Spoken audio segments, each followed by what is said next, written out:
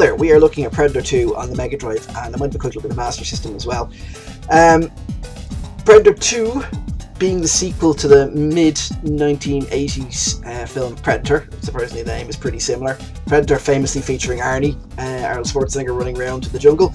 Well, they went to make Predator 2. Initially, they approached him to be in the role as the main alien killer guy, and he basically said no, and he decided to make other career decisions instead, knew off in other directions. So they went with Danny Glover instead, who was a much more different sort of protagonist, and also probably a lot easier on their own budgets.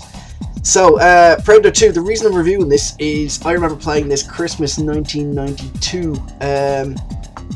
I think it had been out a little bit, but I remember playing through it and really enjoying it and finishing it, actually, which means it probably wasn't that hard, now I think about it. I'm going to have a look at the Mega Drive version, or Genesis if you're an American. I'm going to have a look at the Master System more than likely if I have time.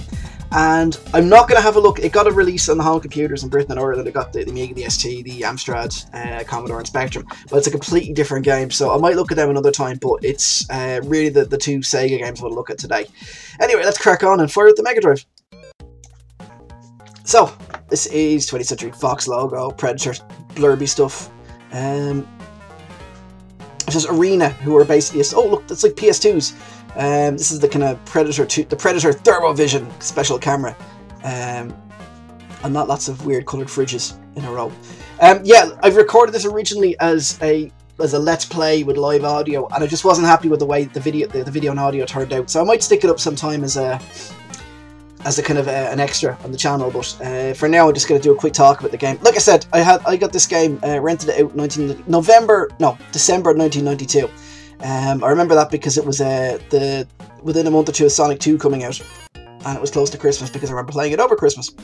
And as a rental game, it isn't bad. You basically wander through these levels, you release hostages, you collect drugs, a bit like Narc, or what's the other game where you collect drugs? I'm sure it'll come to me later on. Not Pac-Man.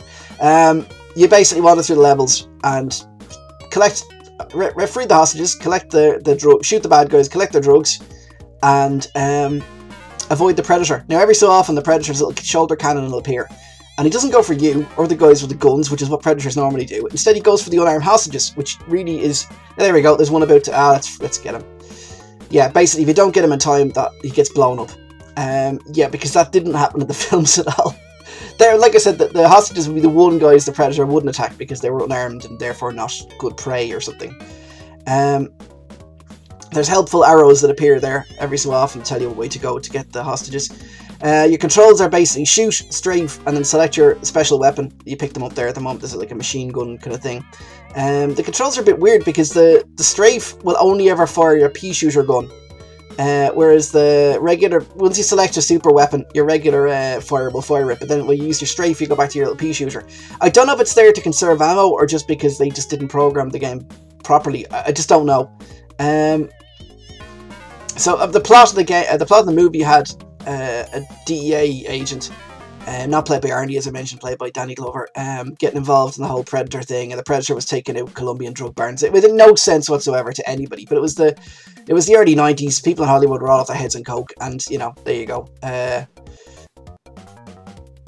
Which is funnily enough one of the drugs you can collect in this. Yeah, winners don't do drugs, eh? Yeah, so literally that's it. The game, you wander around. There's a little hint. Oh, though, yeah. Every so often, a barrier appears and you can't go back to you can't backtrack. So, if there was a bonus flak jacket to get your health back up, or a bonus life there, and you missed it, tough. Especially because it's horrible. You actually can occasionally see them where you've missed them, and you got to go back, and a magic barrier has appeared. So there's the Predator Troy cannon. When he shoots those hostages, they blow up in a big, you know, blood and guts and what have you. Yeah, anyway, there's nary a Predator for most of the game until you get to about level 3 or 4 and one appears and starts shooting at you on a subway train. And then later on, you get to, this is the last, between each level, the levels, it's not too hard. I mean, once you get by the odd controls and the fact that those guys spawn continually, it's not too hard a game. There's no on-screen timer to tell you when the Predator is going to go for the hostages. or how many hostages you have left. It just tells you when you die how many you've got left to go. Unless there's an option hidden away in the game to show you them. I've never found it.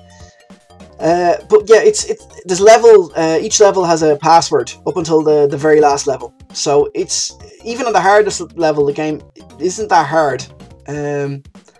And you'll finish it with it. I mean, like I said, I remember liking this a lot, but it was probably because it was a rental. If I'd had it as a full game that I paid much more money for, and, you know, was planning on getting some time out of, it wouldn't have been much fun at all.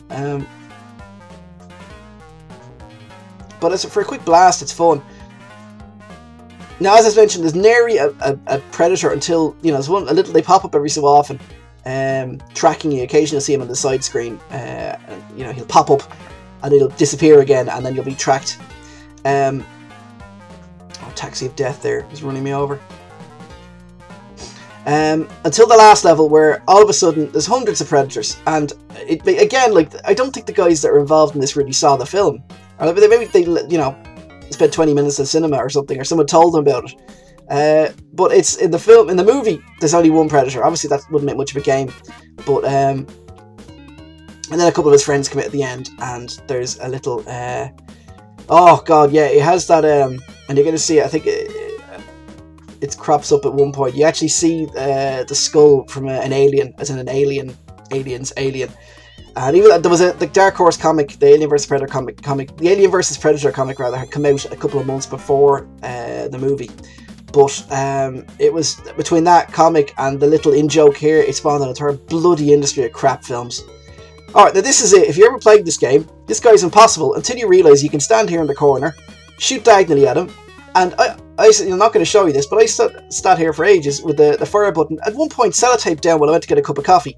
And it takes ages, but you can kill him. Because this guy was a nightmare. It was one of the few hard bits of the game. So, yeah, there you go. Anyway, I'm going to show you we're going to have a look at the alien ship. Ooh, aliens. So this is it. It's knee-deep in mist. Everything's organic looking and a bit crappy looking. There's hundreds of predators. The iconic predator weapons kind of come out at this stage. So you get, like, the net and yeah, there you go. Look, I've got those disc things which follow me around now. Oh look, there's an alien skull in the middle there. Yay. So anyway, look, Bob versus Predator 2. I think Predator 2 won. It's not a bad game, but it's really only a quick. Oh god, yeah, I meant the other thing I meant to say.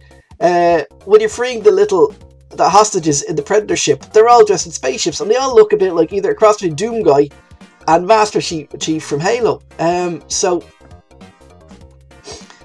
Oh, he's throwing spears at me now. It's terrible. Yeah, anyway, Predator 2. I'll end this now. I'm sorry, my childhood's ruined. My childhood memory's gone. It's actually not a great game at all. There you go. Predator's laughing at me. The end. I'm going to look at the Master System version anyway for completeness next. And yeah, there you go. Thanks for watching, guys, and see you next time.